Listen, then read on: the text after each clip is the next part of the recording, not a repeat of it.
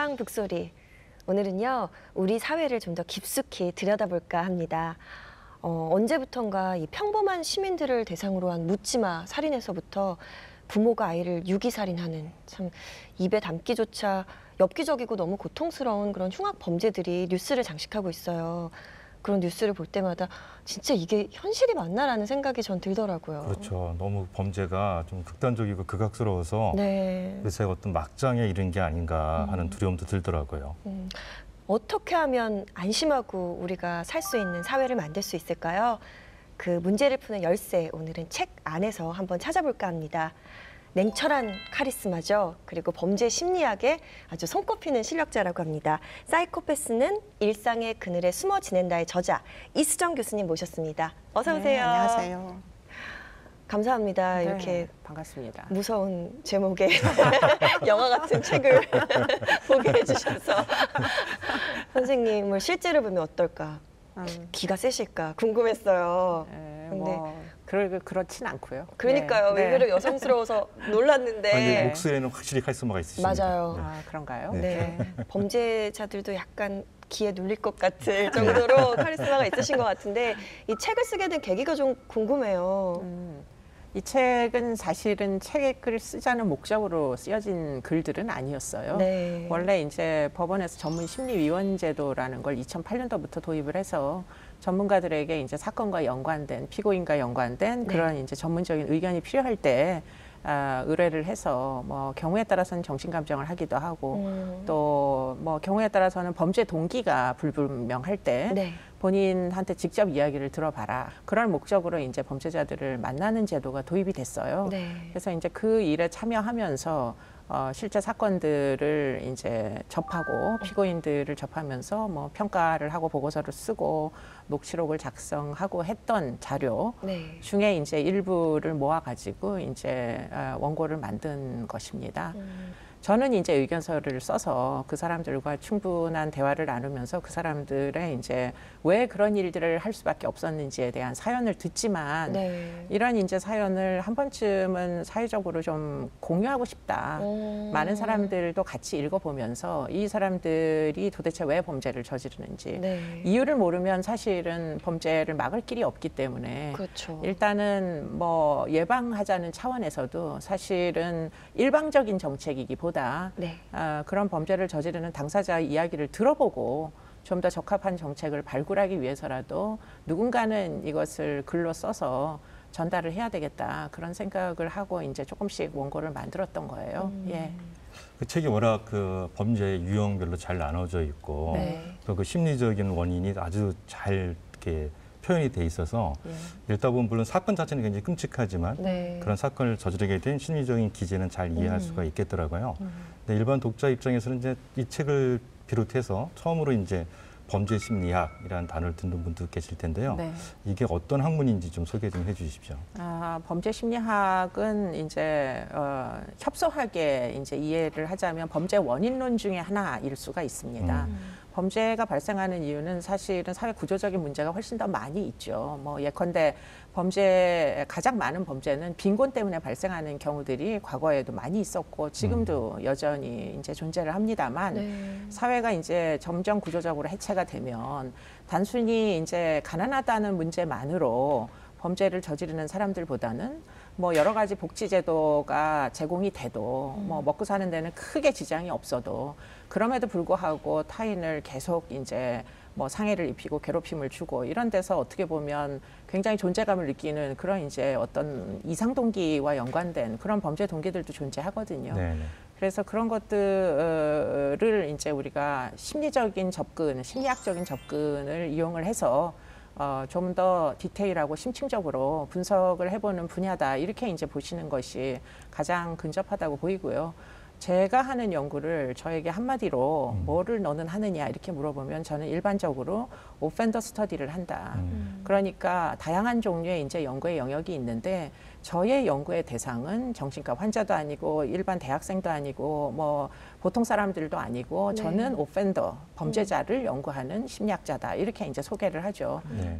책에도 뭐 그런 내용이 많이 나오는데 네. 최근의 범죄라는 게 단순하지 않고 굉장히 복잡하고 또 이렇게 지능화돼 있고 그러다 보니까 이게 어떤 심리학의 어떤 용어 하나라든지 어떤 하나의 심리적 요인으로 그 사람의 범죄가 이렇게 해서 비롯됐다라고 말하기가 어려운 것 좀 많을 것 같습니다. 네. 사실은 이제 복합적인 원인일 가능성이 높습니다. 아, 예. 네. 그러니까 완전히 뭐 순전히 자기의 뭐 개인적인 그 호기심만으로 범죄를 저지른다기보다는 네. 그런 사람들은 사실은 극소수에 불과하고요. 다양한 종류의 부가적인 문제, 뭐 예를 들자면 가정의 문제부터 시작을 해서 어릴 때 뭐 학대를 경험할 수도 있고 또 사회 경제적으로 굉장히 어려운 여러 가지 난관에 봉착을 하게 돼서 결국에는 이제 범죄 어떤 돌발 행위로 벌어지는 그렇기 때문에 이제 저희가 피고인을 만나서 이야기를 나누어 볼 때도 이게 단순히 A가 답이 아니구나라는 걸 많이 느끼게 되고 아, 예. 그런 차원에서 보면 이제 그 범죄를 저지르는 사람들의 뭐 여러 가지 이제 그런 희노애락이 일반인들과 크게 다르지 않다 이런 것들 굉장히 많이 느낍니다. 아, 예. 네.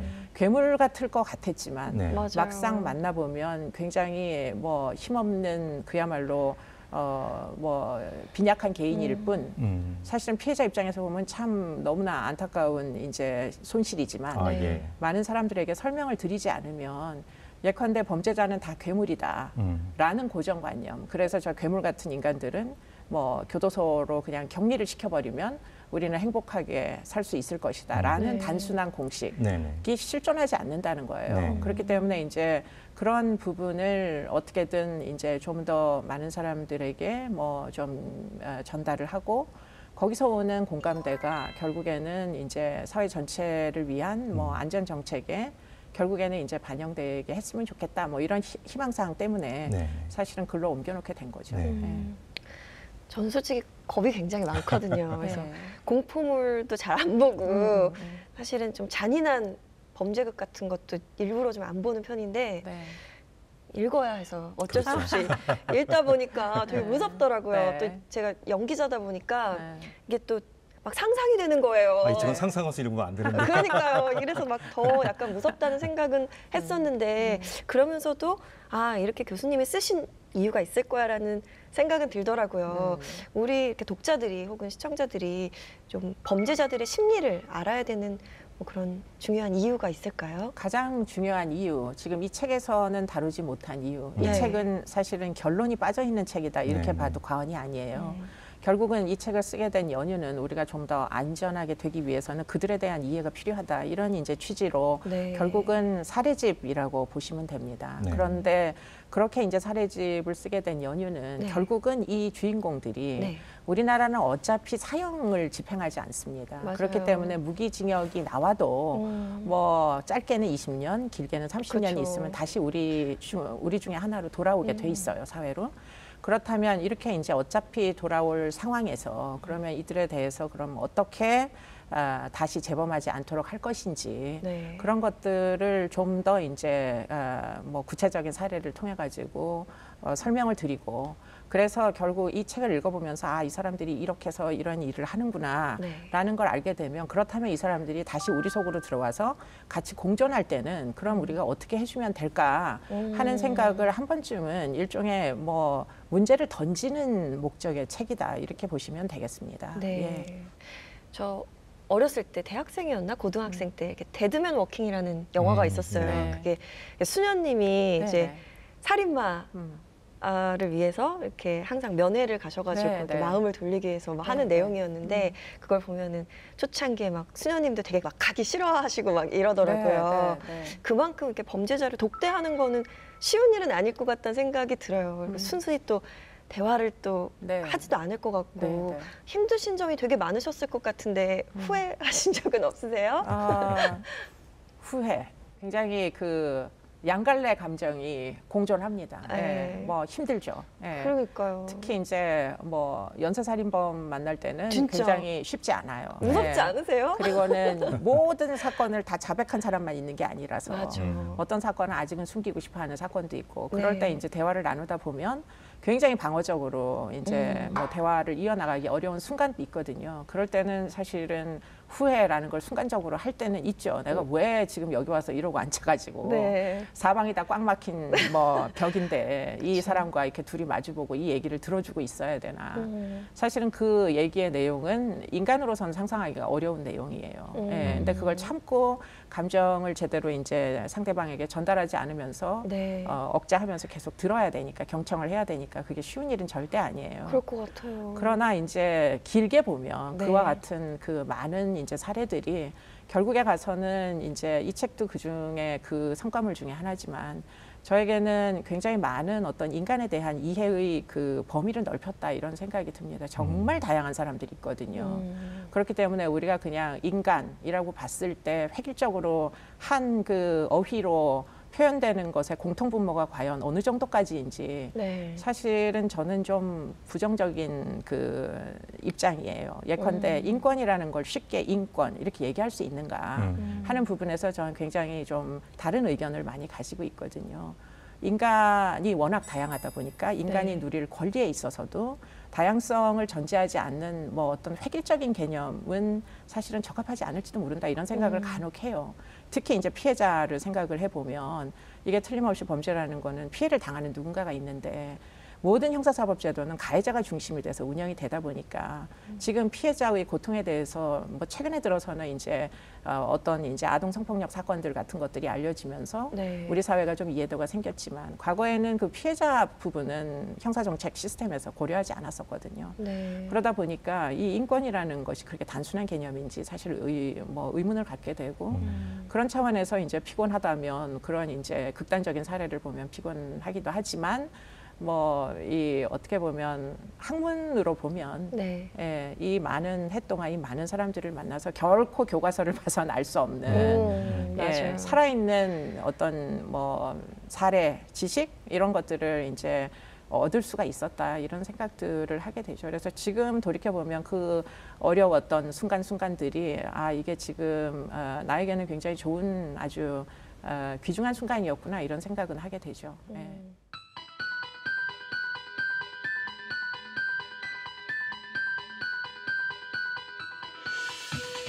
노란색 옷을 입은 남성이 가방 안에서 돌덩이를 꺼내 여성의 머리를 내려칩니다.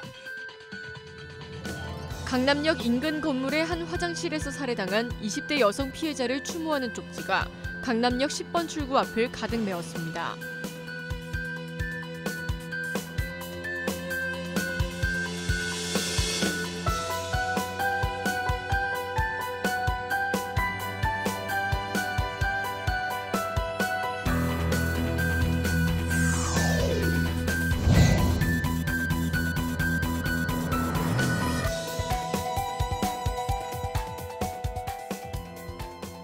저는 이번 책 읽으면서 대단히 흥미롭게 읽은 게 책 말미에 있는데 한국형 범죄. 네. 왜냐하면 이게 심리학이라는 게 아무래도 이제 초점을 개인에게 맞추다 보니까 개인이 여러 가지 이유 때문에 이런 심리 상태가 됐다 이렇게 얘기돼서 네. 그 마음 한편에 사회적 구조 문제는 또 등한히 하는 게 아닌가 하는 생각이 드는데 한국형 범죄라는 쪽에 오게 되면 이게 얼마나 복합적인지가 잘 드러나지 않습니까? 네, 뭐 네. 가정 폭력이라든지 네. 그다음에 그 묻지마 범죄 네, 그리고 네. 술 먹고 하는 폭력 맞아요. 이런 게 굉장히 많이 나와 있어서 상당히 여러 가지 좀 많이 생각하게 하는데 이 한국형 범죄의 특징 또 이런 것이 발생하게 되는 원인 이런 건 어디에 있는지요?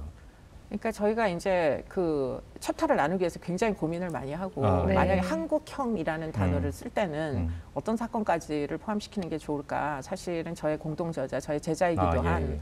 그 프로파일러하고 같이 이제 의논을 많이 했어요. 아, 예. 근데 말씀하신 대로 한국 사회는 틀림없이 특수성이 있습니다. 네. 그렇기 때문에 이 한국 사회의 특수성에 기인하는 그래서 범죄가 줄어들지 않는 그런 유형의 범죄를 찾아내야 되겠다 그런 생각을 했고 그 범죄가 우리나라의 경우에는 특히 술과 연관이 많이 돼 있어요. 네. 그러다 보니까 뭐 성폭행도 술을 먹고 성폭행에 이르는 사건들이 많고 네. 또 뭐 아동 학대도 또는 맞아. 이제 배우자 폭력도 사실은 술과 연관된 경우들이 굉장히 많거든요. 네. 그래서 이 술과 연관된 부분은 사실은 뺄 수가 없겠구나. 이게 사실은 이렇게 밤늦은 시간까지 술을 아무 데서나 살 수 있는 사회가 많지 않고요. 그렇죠. 전 세계에서. 네, 네. 그렇기 때문에 이 술하고는 연관성이 많을 것 같다 그 생각을 했고 또 한 가지는 이제 우리 사회의 그 독특한 어떤 가부장적인 그 문화가 여전히 존재하잖아요. 네, 네. 그렇기 때문에 이제 가정 내에서 일어나는 폭력을 범죄로 여기지 않는 분위기가 네, 있어요. 그렇죠. 예. 네. 만약에 비면식 관계에 있는 사람이 똑같은 폭력을 길바닥에서 어떤 모르는 사람을 대상으로 한다면 그렇다면 그건 틀림없이 많은 사람들이 신고를 할 거예요. 외국에서는 또 신고를 하게 돼 있다고. 네. 그런데 이제 우리나라의 경우에는 그게 이제 내 마누라다. 내지는 나랑 같이 사는 사람이다. 네, 이렇게 맞아요. 하면 똑같은 수의 폭력을 그거는 집구석 얘기니까 네, 네. 끼어들지 네, 마. 끼어들지 말아야 되겠다 이렇게 생각을 맞아. 하고 그다음부터는 범죄로 여기지 않거든요. 그러다 보니까 우리나라의 경우에 이렇게 뭐 치안 수준이 좋아지고 현대 사회의 여러 가지 뭐 특징들을 여전히 다 가진 IT 사회에서 네. 여전히 1년에도 100명 정도의 여자들이 배우자나 또는 애인에 의해서 폭행을 당해서 살해당해요. 아이고, 예. 네. 이건 사실은 굉장히 좀 문제가 있는 통계치다 이렇게 볼 수밖에 없거든요. 네. 그렇기 때문에 이렇게 여자들이 장기간 동안 폭력에 노출돼서 결국은 목숨을 잃을 수밖에 없는 시스템은 대체 왜 발생하는가? 그게 사실은 가정폭력이고 네. 또 뭐 피약대 여성들의 이제 배우자 살해 사건의 원인이 사실은 네. 되는 거죠. 네. 결국은 사회 시스템이 결국 네. 개입을 해야 되는데 네, 네. 개입을 못하는 이유가 있다. 예. 그 중에 이제 가장 근본적인 원인은 이걸 범죄로 안 본다. 가정에서 네, 네. 일어나다 보니까. 네. 그래서 이제 그러한 가정폭력이 결국에는 우리의 참 고유한 고질적인 문제다 이렇게 이제 보죠. 예. 묻지마 범죄 같은 경우에는 네. 사실 우리나라에서 일어나기보다는 외국에서 특이하게 일어난다 또는 외국에서 나온 미드라든지 뭐 영화에나 나오는 네. 네. 그런 이야기도 맞아요. 했는데 최근에 부쩍 많이 늘어나거든요. 네, 최근에 이제 동기가 불분명한 네. 그런 이제 살인 사건들, 비면식 관계에 있는 모르는 사람들을 그냥 공공장소에서 네. 살해하는 흉기 난동이나 맞아요. 그래서 이제 사건들이 꽤 연달아서 일어났었어요. 그 중에 이제 가장 대표적인 게 강남역 사건이죠. 네, 네. 그렇죠. 네. 네. 이렇게 도대체가 뭐 어떠한 원한 관계도 없고 알지도 못하는 관계에서 어떻게 피해를 목숨을 잃는가 하는 것들이 사실은 사회적으로 굉장히 불안감을 많이 조성을 하고 있죠. 네, 네. 실제로 검찰청에서 이 묻지마 범죄를 추적을 하고 있어요. 그래서 이제 그분들을 가서 만나 보니까 이게 결코 묻지마 범죄라고 부르는 것처럼 호모지니어스한 동질적인 집단이 아니라는 네. 사실을 이제 알게 됐고. 우리나라의 묻지마 범죄는 크게 세 가지 유형이 존재해요. 세 가지 오. 유형이 존재하는데 네. 하나는 이제 강남역 사건의 주인공처럼 정신분열병, 조현병이 있어서 뭐 어떤 현실 감각 능력, 판단 능력이 굉장히 부재한데 문제는 이분들 중에 정신분열병, 조현병 환자들이 모두 위험한 건 절대 아니에요. 네, 네. 그 중에서 극소수 이제 피해망상이 있으면서 그 피해망상, 자기가 피해를 받을지 모른다라는 생각을 갖고 있으니까 평상시에 흉기를 방어용으로 소지하고 다녀요. 이분들. 예. 그래서 자기의 피해 의식이 촉진이 될 때 그 네. 흉기를 꺼내가지고 공격을 하는. 네. 그렇기 때문에 그 상대는 그 피해 의식이 뭔지도 모르고 그렇네요. 어떻게 우연히 그렇죠. 네. 그 사람이 피해 의식이 막 사로잡혀 있는, 특히 여자에 대한 피해 의식이 사로잡혀 있는 사람이 기다리고 있는 그 화장실, 남녀 공용 화장실 들어갔다가 그냥 거기서 흉기에 찔리는 이런 네, 사건들. 네. 그리고는 또 다른 묻지마 범죄자 유형 중에 한 유형은 네. 제가 그 순천교도소에서 만났던 어떤 묻지마 범죄자가 있었어요. 네. 그런 유형이 또 한 무대기가 있는데 전과가 10번이 넘어요. 아이고, 예. 출소하면 6개월 이내로 사람을 다치게 해서 다시 교도소로 가고 또 출소하면 또 좀 살아보려고 하다가 뭐가 수가 틀리면은 또 이제 폭력에 연루돼서 네. 또 다시 교도소로 들어가고 그러다 보니까 상습 누범자가 돼요. 폭력에 있어서. 네, 네. 상해의 정도도 점점 심해지면서 그러다 결국은 인명피해까지 가는데 그중에 이제 어떤 사람 순천교도소에서 만났는데 그분이 저에게 하는 말씀이 나는 이번 생은 실패다, 끝이다 네, 이렇게 네. 얘기를 하시더라고요. 네. 아직은 40대인데 난 이번 생은 끝이다라고 이야기를 하기에 아직도 출소해서 밖에서 살아볼 수 있는 기회가 있는데 그쵸. 물론 무기징역이긴 했으나 네. 뭐 한 10년쯤 있으면 나갈 만한 그런 이제 상황이었어요. 근데 그분의 말씀은 난 이번 생은 끝이다. 그렇기 때문에 살고자 하는 의욕 자체가 없어요. 네. 그렇기 때문에 어떻게 엉망진창으로 살아도 어차피 이번 생은 끝이니까 내가 다시 돌아올 곳은 여기 이 자리로 다시 어차피 최악의 경우에 돌아오는 거니까 어떻게 살아도 상관없다. 예. 이렇게 생각하는 사람들이 또 한 부류가 네, 있는 거예요. 네. 그리고는 나머지 한 부류가 이제 소위 외국에서 있을 법한 뭐 외로운 늑대형, 반사회적인 네, 네, 네. 뭐 테러리스트들, 전과도 없고 뭐 과거에 어떤 시절에는 사회적으로 이제 어느 정도 뭐 경제적인 상황에서 삶을 영위했다가 불경기와 함께 네. 경제적으로 갑자기 어려워지면서 이제 신용 불량자로 전락을 해가지고 처음에는 이제 가족들이 도와줘요. 네. 근데 이제 자꾸 빚을 지니까 가족들도 결국 보증을 안 서주고 결국 다 은둔형 외톨이가 돼서 이분들은 이제 비관하면서 자살 시도를 몇 번 하죠. 네. 근데 생각보다 이렇게 자살이 쉽게 성공할 수 있는 게 아니기 때문에 네. 그러다가 이제 드는 생각이 결국 내가 이 지경에 나를 이 지경에 빠뜨리게 만든 사람이 누구냐 하는 거를 이제 고민하다가 결국 옛날에 나를 뭐 그러니까 왕따를 시켰던 사람들, 뭐 인사고과를 불리하게 줬던 네네. 상사 이런 사람들을 결국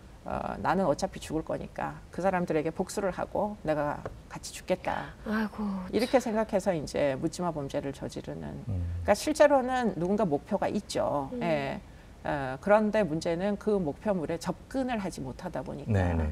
흉기는 들고 나갔는데 그렇게 지위가 높은 사람한테는 접근을 못하다 보니까 문제는 어베일러블한 대상자들이 결국은 희생이 돼요. 네. 근데 희생이 되는 그 대상자는 반격 가능성이 없는 사람에게 보통 분풀이를 하잖아요. 네. 약자에게. 그렇죠. 네. 그러다 보니까 여자들이 피해자가 많이 되고 또 노인이나 아이들처럼 방어 능력이 없는 사람들이 피해자가 많이 되죠. 네.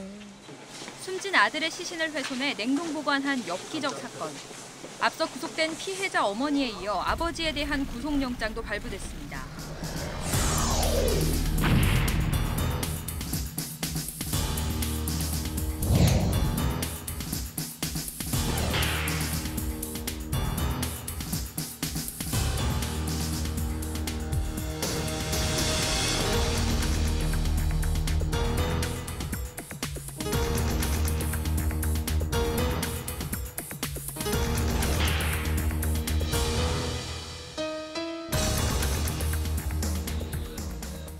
그 한국형 범죄에 보게 되면 우리 사회의 어떤 이면을 보는 것 같은데 존속살이라고 하지 않습니까? 네. 가족끼리 살해도 많이 나타나는 건데요. 네. 그 원인도 좀 설명해 주셨으면. 그러니까 우리나라는 살인 사건의 특이성 중에 하나가 네네. 외국에 비하여 가족 내에서 가해자와 피해자가 같이 발생하는 경우들이 많이 있어요. 네. 네. 그 중에 하나가 존속살인이고 뭐 아까 말씀드렸던 그 가정폭력에 기운한 배우자 살해 네네. 사건 그리고는 이제 아동 학대를 조기에 중단을 못 시켜가지고 결국 비속 살해로 이어지는 그런 이제 자식을 죽이는 사건들 네. 이런 것들이 굉장히 많이 발생하는 편이죠. 그래서 네. 거의 외국보다 한 30% 이상 발생을 더 많이 하거든요. 네. 그렇기 때문에 이런 이제 가정 내에서의 폭력으로 인명 피해를 막으려면 가정 내에서의 폭력은 잘 이제 도움을 요청하기가 어려워요. 네. 이게 가정 내라는 생각 때문에 우리나라는 정말 뿌리 깊은 가정 보호주의가 있거든요. 그렇죠. 예, 네. 가부장적 사회고 네. 이러다 보니까 폭력 정도는 눈 감아주는 이런 이제 어떤 뭐 경각심이 없는 폭력에 관대한 이런 이제 문화가 있다 보니까 경찰에다 신고를 해도 개입을 안 해요. 내 자식이 나를 팬다. 네. 그래서 신고를 해도 사실은 뭐 또 나가서 막상 사건을 하고 아이를 잡아가게 만들려고 하다 보니 그게 내 자식이다 보니 네. 결국에는 이제 그러지를 못하고 고소를 취하고 이런 식으로 이제 진행이 많이 되죠. 그래서 사실은 그 가정폭력에 기인한 사건들의 기소율이 우리나라는 8%밖에 안 돼요. 네. 그러니까 누군가는 목숨을 구해달라고 경찰에다 신고를 하는데 그 신고하는 사건들 중에 겨우 8%, 두 자릿수도 아니고 8%만 기소가 되고 검찰에서. 네. 나머지 92%는 범죄가 아닌 게 되는 거예요. 네. 근데 외국의 그 어느 국가, 선진국의 그 어디에서도 사실은 가정폭력을 이렇게 관대하게 처분하는 나라는 없어요. 미국 같은 경우나 영국 같은 경우는 거의 정권 기소입니다, 일단. 네. 네. 도와주세요. 뭐 가족끼리 이제 죽이게 생겼어요. 이러면 네. 경찰이 가서 결국 격리를 시키고 피해자는 안전하게 보호를 하고 그리고 이 사람 가해자, 폭력 전과가 있는 사람들을 무조건 기소를 다 시켜서 그 다음에는 이제 법원이 개입을 하죠. 법원이 조건부 처분 같은 걸 많이 해요. 네.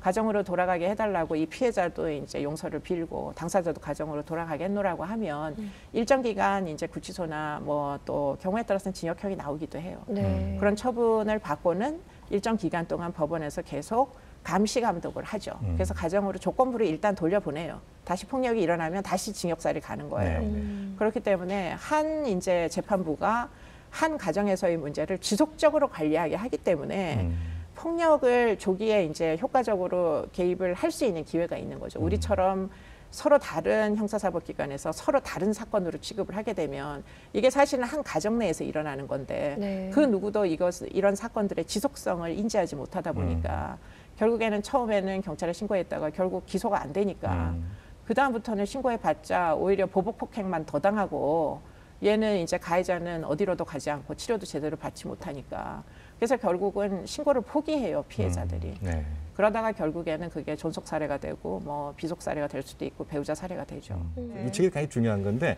충동 조절 능력이에요. 네. 우리가 악을 범하지 않는 건 악이 없어서가 아니라 그걸 조절하기 때문에 가능한 거거든요. 네. 그래서 맞습니다. 괴물이 아니라고 하는 게 네. 그 조절 장치가 느슨해졌을 때 부족해서 우리는 얼마든지 그러니까. 괴물이 네. 되거든요. 네. 사실 이 네. 책을 읽으면서 저도 뭐 술이 취해서 정신 나가면 얼마든지 범할 범죄가 많겠구나라는 생각도 들더라고요. 아, 술을 좀 줄이세요. 네, 걱정되는 말씀입니다. 그 사실은 다 특히 이제 한국 남자들이 맞아요. 제일 조심할 게 술이고 네. 그리고 많은 사실 우리가 사회화를 한다 이런 거에 따른 게 아니라 범죄에 관련해서는 네. 충동을 조절해야 된다. 맞아. 이게 굉장히 중요한. 우리가 맞습니다. 버럭 화를 낸다는 게 네. 마치 내가 의기롭고 사나이답다 생각하는데 사실은 그게 대단히 위험하구나. 그런 생각도 많이 들었습니다. 네, 뭐 보복 범죄를 저지르는 사람들 보면 다 멀쩡한 사람들이에요. 네. 그렇기 때문에 사실은 이런 문제가 꼭 범죄자들만의 문제는 아니다. 그렇죠. 순간적인 자제력을 잃을 경우에는 누구도 사실은 본능의 목소리에 뭐 굴복할 수밖에 없기 때문에 네. 그러한 이제 본능적인 모습을 어떻게 자제하면서 이 험한 세상을 사느냐가 사실 굉장히 중대한 문제죠. 예. 이런 얘기를 듣기 전까지도 저도 사실은 그냥 묻지마 범죄 무섭다 조심해야지 어떻게 하지 막 이런 걱정만 되게 많았었거든요. 근데 대부분의 많은 분들도 그냥 범죄가 무서워 요즘 세상이 흉흉해 이런 생각만 하시는 것 같아요. 보니까 한 설문조사에서 보면 묻지마 범죄가 나에게도 일어날 수 있다고 생각하느냐라는 질문에 10명 중에 8명이 예.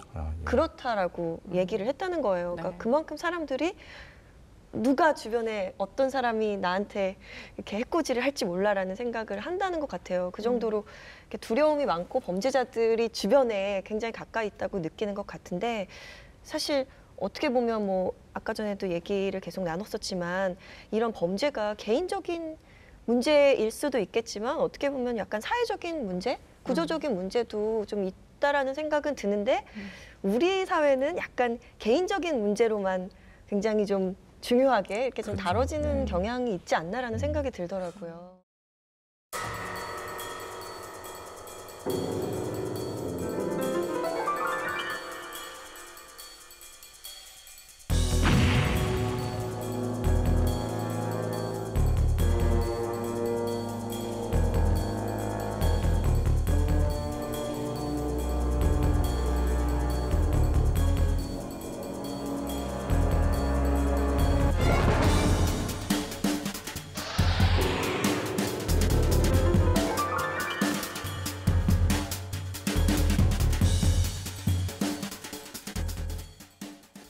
이 책 전체가 이제 범죄 현상과 그 심리적 원인에 대해서 말씀해 주셨지 않습니까? 네, 네. 많은 그 독자나 시청자들은 이런 범죄가 벌어지지 않을 수 있는 예방법, 그리고 범죄를 저지른 사람이 다시 범죄를 저지르지 않을 수 있는 어떤 그런 재범 확률을 낮추는 방법, 이걸 아마 교수님한테 듣고 싶어 하실 것 같아요. 네. 충분히 좀 이렇게 좀 논의할 수 있는 그 대안을 좀 제시해 줬으면 좋겠습니다. 네, 지금 이 책은 사실은 질문을 던지는 책일 가능성이 높습니다. 예. 네. 대안은 지금 포함되어 있지 않아서 아마도 이 책을 화두로 해서 좀 더 많은 이제 뭐 어떤 대안을 찾는 그런 이제 그 모임들이 많이 있었으면 좋겠다. 그런 차원에서 이제 저도 뭐 제가 생각했던 이게 꼭 뭐 해결안은 아니지만 네네.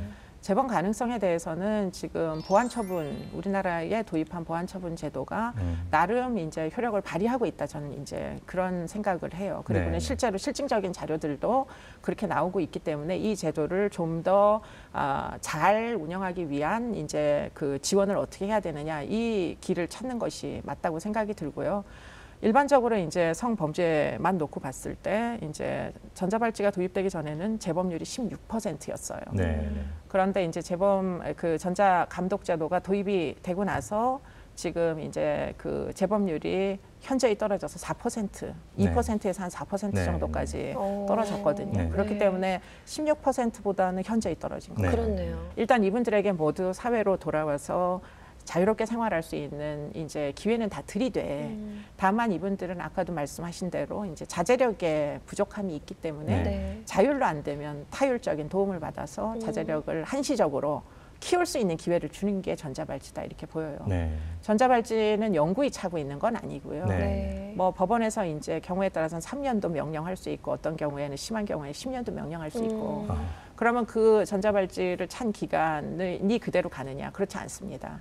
뭐 일정한 기간 한 60%에서 한 70% 정도 기간이 지나면은 본인이 이제 잘 사회화를 하면 전자발찌를 일찍 뗄 수도 있어요. 네. 그렇기 때문에 이제 심사위원회에다가 보호관찰 심사위원회에다가 이제 전자발찌를 가족료를 시켜달라 이렇게 요청을 사실 할 수 있습니다. 네. 그래서 많은 사람들이 실제로 그렇게 가족료를 받기도 해요. 아. 그 와중에 이제 중요한 것은 보호관찰관들의 역할인데요. 이분들은 아까도 말씀드린 대로 이 네트워크가 굉장히 취약합니다. 네. 뭐 도와주지 않고 가족도 네. 없고 이러다 보니까 결국은 출소와 함께 이 정글과 같은 밀림과 같은 사회 속으로 이렇게 추락하는 거예요.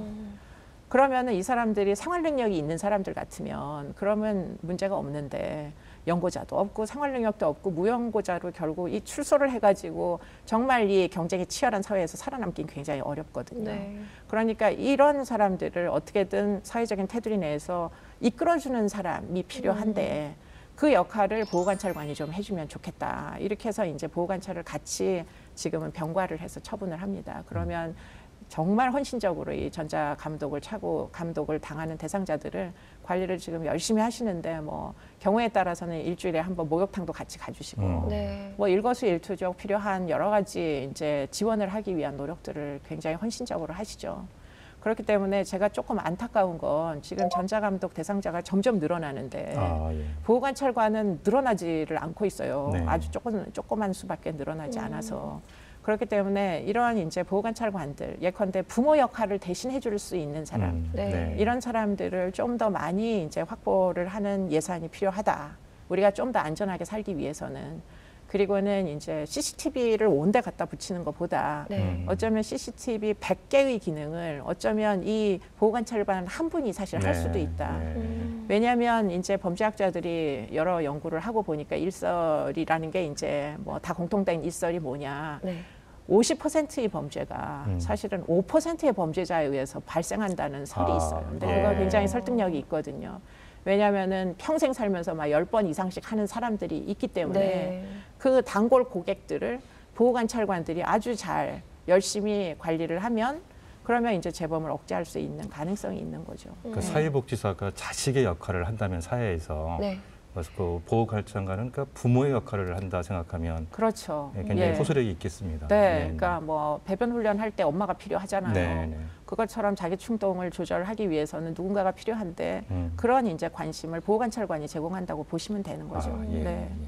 그러니까 우리도 어디서 범죄 음. 행위가 일어날까 이렇게 두려워만 하지 말고 그렇죠. 진짜 네. 교수님이 말씀하신 여러 가지 그냥 예방책들이 활발하게 나와서 좀 범죄자들이 재사회화 과정을 거칠 수 있도록 네. 우리가 좀 적극적으로 관심을 좀 가져줘야 될 필요가 있다라는 생각은 들긴 하네요. 제가 네. 이제 두 가지만 더 추가로 이제 그 대책 중에 네. 말씀을 드리고자 하는 것은 우리나라의 형사사법제도는 이미 발생한 범죄에 대해서 이제 뭐 여러 가지 처벌을 내리는 이런 데에 집중이 돼 있어요. 네. 네. 예방하는 법률이 없어요. 그렇죠. 네. 그런데 맞아요. 이제 예방하는 법률 중에 가장 필요한 거, 지금 당장 필요한 거는 스토킹 방지법이라는 아, 겁니다. 예. 스토킹이 범죄가 아니에요, 우리나라는. 그것도 맞아요. 어쩌면 굉장히 가부장적 사고에서 시작된 거라고도 볼 수 있는데 뭐 구애 활동이라고 생각하죠. 꽃을 보내고 만나달라고 뭐 전화를 하고 집 앞에 가서 기다리고 경우에 따라서는 거의 납치 형태로 이렇게 여자를 맞아. 오도 가도 못하게 잡아놔도 너무 가볍게 생각해. 좋아해서 맞아요. 그런다 그러면 그게 네. 용서가 되는 네. 이 사회 문화가 있다 보니까 그러다가 결국은 누구는 목숨을 잃습니다. 네. 그렇기 때문에 이 스토킹을 범죄화하는 그런 노력들 그래서 그것을 계속 처벌을 하고 피해자를 보호를 하고 네. 이렇게 하다 보면 살인 사건을 막을 수 있어요. 네. 제가 아까 여자들이 여전히 100명이 매년 죽는다. 네. 그 파트너들은 스토킹을 계속해서 결국 그 여자들을 죽이는 거죠. 네. 배우자든 네. 애인이든. 네. 그러니까 그런 스토킹 방지법이 필요하고 또 한 가지 이제 논쟁이 많지만 네. 하나 더 필요한 게 뭐냐, 온라인을 너무 많이 사용하잖아요. 네. 우리가 맞아요. 컴퓨터 뭐 앱 이런 거 너무 많이 사용하니까 SNS나 이런 것들을 통해 가지고 결국은 모르는 사람들끼리 접촉 가능성이 너무너무 많이 많죠. 늘었어요. 네. 그래서 이제 그런 사람들 중에는 이제 성범죄가 목적인, 성적인 접촉이 목적인 그런 이제 채팅을 하는 랜덤 채팅 앱을 사용하는 사람들이 있어서 네. 그런 것들을 이제 줄이는 법률도 꼭 도입을 했으면 좋겠다. 그 중에 이제 한 가지가 온라인상에서 이제 아동, 남의 집 아이를 유인하는 행위 자체를 범죄로 여기는 그런 네. 이제 법률을 도입한 국가들도 있어요. 어. 싱가포르나 영국 같은 데서는 그런 아동, 뭐 일정한 연령대 이하의 아동과 채팅을 시도하는 그것 자체가 범죄예요. 왜 네. 부모한테 허락받아야지, 왜 남의 집 아이하고 왜 쓸데없이 대화를 나누려고 해요.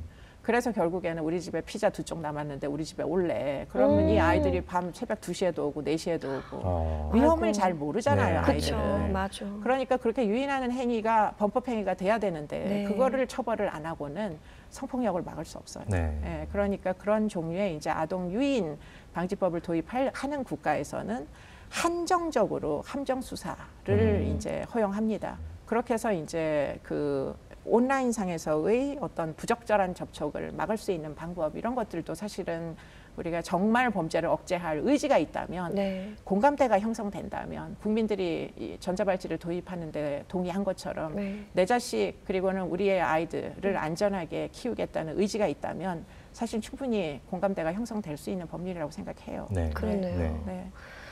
저희 TV 책방 목소리 마지막 질문입니다. 네, 아, 네, 좀 네. 더 했으면 좋겠어요. 내 인생의 한 구절이라고 해서요. 네. 교수님이 읽으셨던 책 중에 이렇게 기억에 남는 인상 깊었던 한 구절을 소개해 주시는 시간이에요. 어린 왕자에 이런 대목이 나와요. 네. 아까 조절력 얘기했던 네, 것이랑 일관성이 있는데 제가 찾아보니까 제가 읽었던 책 중에 눈여겨볼 대목을 찾아보니까 이런 기절이 나오는데 뭐 사람을 길들이는 것은 이제 눈물을 흘릴 수도 있다는 것을 이야기를 한다 이렇게 돼 있더라고요. 네. 그러니까 길을 들이는 게 결국은 사회화다 이렇게 보여요. 네. 예. 엄마가 아이를 길들이고 뭐 전자발찌를 찬 사람을 보호관찰관이 길들이고 그래서 결국은 일종의 신뢰관계가 형성이 되면 결국 나쁜 짓을 하면 누가 실망할까를 생각하게 되고 그러면 이 전자감독을 차고 발찌를 차고 목욕탕을 매주 같이 가줬던 보호관찰관 얼굴이 떠오르고 그래서 그 사람을 실망시키기 싫어서 그 사람이 눈물 흘리는 거가 보기 싫어서 그래서 내가 당장 이 초등학교 앞에서 아이들에게 성적으로 접촉을 하고 싶은 이 욕구를 만일 참을 수 있다면 그렇다면 범죄는 충분히 억제될 수 있다. 그렇게 이제 생각이 들어요. 그래서 그 대목을 선택을 했습니다. 네. 네. 오늘 교수님과 함께 이야기 나누면서 이렇게 범죄에 대해서 그냥 두렵고 무서운 거라고만 생각하지 말고 좀 깊이 있게 범죄자들도 이해하고 그리고 앞으로 범죄가 좀 줄어들 수 있도록 그런 예방책에 대해서도 좀 고민해 볼 필요가 있다라는 생각이 들어서 굉장히 좋은 시간이었던 것 같습니다. 네. 오늘 좋은 말씀 감사합니다. 감사합니다.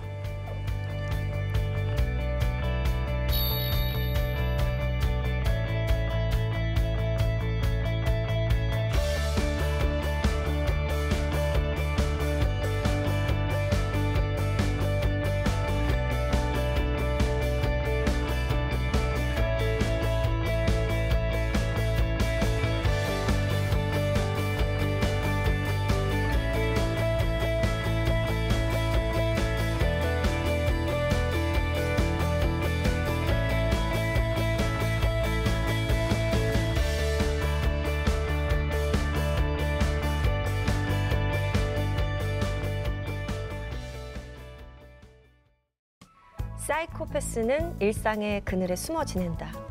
사실 이 책을 읽는 동안 좀 무섭기도 했지만요. 또 한편으로는 이렇게 숨어 지내는 분들을 좀 사회에서 관심을 가져주면 이분들이 막다른 골목에 다다르는 일은 좀 막을 수 있지 않을까라는 생각도 들더라고요. 그렇죠. 이렇게 큰 범죄가 저질렀을 때 네. 막 도덕적 분노만 하지 말고 이 책을 함께 읽으면서 우리 사회가 이런 범죄를 막을 수 있는 근본적인 제도가 뭔가 이런 것도 함께 고민했으면 하는 바람입니다. 네, TV 책방 북소리 이제 마칠 시간입니다. 다음 주에도요 여러분들께 의미 있는 책으로 찾아뵙겠습니다. 시청해 주셔서 감사합니다.